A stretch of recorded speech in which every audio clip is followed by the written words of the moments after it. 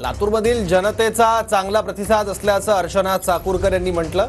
भाजपच्या उमेदवार अर्चना चाकूरकर लातूर शहरातून रिंगणात आहेत। काँग्रेसची सत्ता लोकांच्या उपयोगी पडली नाही असंही अर्चना चाकूरकर म्हणाल्या।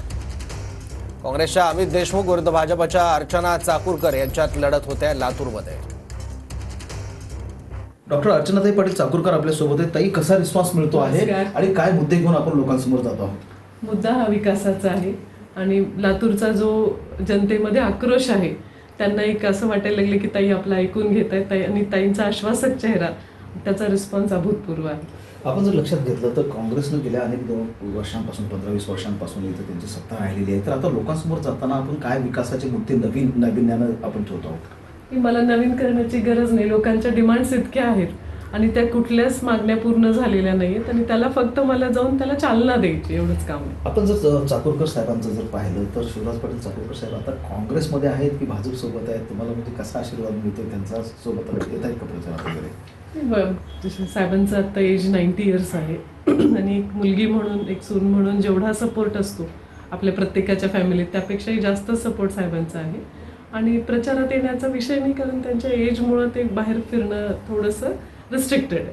काँग्रेसकडनं एक आरोप केला जातो आहे की फॉर्म भरल्याच्या नंतर देखील कार्यालयामध्ये काही तुमच्या उमेदवारी अर्जामध्ये दुरुस्ती करण्यासाठी म्हणून काही लोक गेले वगैरे, काय काय तथ्य याच्यामध्ये? असं मला माझा फॉर्मच राहतो का नाही अशी काळजी वाटत होती, त्यामुळे आता आरोप झाले तर आश्चर्य वाटण्याची हे नाही आहे, कारण फॉर्मची वैधताच ठेवतील की नाही यांचे एक हातखंड आहे समोरच्या लोकांचा अर्ज अवैध करण्याचा।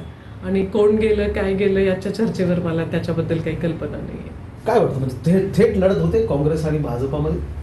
अगदी चित्र तसंच आहे ना, लातूरचं चित्र तसंच आहे आणि वंचितचा पण उमेदवार चांगला फाईट देतोय। लोक ओपनली कदाचित बोलत नसतील तरी सुद्धा ट्रेंड हा भारतीय जनता पक्षाच्याच दिशेने।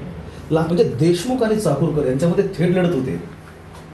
महायुती आणि महाविकास आघाडीची ही लढत आहे आणि त्याच्यामध्ये एक देशमुख परिवारातला उमेदवार आहे, एक चाकूरकर परिवारातला उमेदवार आहे। दोन तुल्यबळ उमेदवारांची ही लढत आहे। कॅमेरामन आतिश सह महेंद्र जोंधळे, TV9 मराठी, लातूर।